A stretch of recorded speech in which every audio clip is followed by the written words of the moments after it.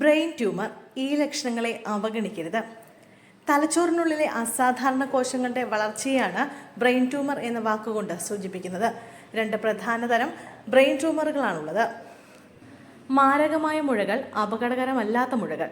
Brain tumour ജീവന് ഭീഷണിയാകുമെങ്കിലും ഇവ പലപ്പോഴും പൂർണ്ണമായും ചികിത്സിക്കാവുന്നതാണ്. ശസ്ത്രക്രിയ, റേഡിയേഷൻ തെറാപ്പി, കീമോതെറാപ്പി, ആൻറ്റിസെഷൽ മരുന്നുകൾ, സ്റ്റിറോയിഡ് ചികിത്സ എന്നിവ ചികിത്സകളിൽ ഉൾപ്പെടുന്നു. പലപ്പോഴും ട്യൂമർ വളർച്ച ക്യാൻസർ ആകണമെന്നുമില്ല. തലച്ചോറിൻ്റെ ഏത് ഭാഗത്താണ് ട്യൂമർ പിടിക്കപ്പെട്ടിരിക്കുന്നത് എന്നതിനെ ആശ്രയിച്ചാണ് ലക്ഷണങ്ങളും പ്രകടമാകുന്നത്. കഠിനമായ തലവേദനയാണ് ട്യൂമറിൻ്റെ പ്രധാന ലക്ഷണം. ഇടവിട്ടുള്ള ഈ തലവേദന ട്യൂമറുള്ള സ്ഥലത്തെ കേന്ദ്രീകരിച്ചായിരിക്കും അനുഭവപ്പെടുക. ജനിതക മാറ്റങ്ങൾ, റേഡിയേഷൻ എക്സ്പോഷർ തുടങ്ങിയവ ബ്രെയിൻ ട്യൂമർ വികസിക്കാൻ കാരണമായേക്കാം. നേരത്തെയുള്ള രോഗനിർണയം വൈജ്ഞാനികവും ശാരീരികവുമായ പ്രവർത്തനങ്ങളെ ബാധിക്കുന്നതിൽ നിന്ന് തടയാൻ സഹായിക്കും. ശരീരം മുഴുവൻ കോച്ചിപ്പിടിക്കുന്ന ഒരുതരം അനുഭവം ഇടയ്ക്കിടെ ഉണ്ടാകുമെന്നത് ബ്രെയിൻ ട്യൂമറിൻ്റെ സൂചനയാകാം.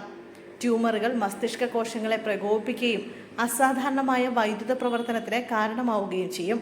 ഇത് ശരീരം കോച്ചിപ്പിടിക്കാനും പേശിവിറവലിനും കാരണമാകും. അതുപോലെ തന്നെ വ്യക്തിത്വത്തിലോ പെരുമാറ്റത്തിലോ മാനസികാവസ്ഥയിലോ പെട്ടെന്നുള്ള മാറ്റങ്ങൾ ശ്രദ്ധിക്കണം. പെരുമാറ്റത്തെയും വികാരത്തെയും നിയന്ത്രിക്കുന്ന ഫ്രണ്ടൽ ലോബിനെ ട്യൂമർ ബാധിക്കുന്നതിൻ്റെ ലക്ഷണമാകാം. ക്ഷോഭം, വിഷാദം അല്ലെങ്കിൽ വൈകാരിക പൊട്ടിത്തെറി എന്നിവയിലേക്ക് നയിക്കാം.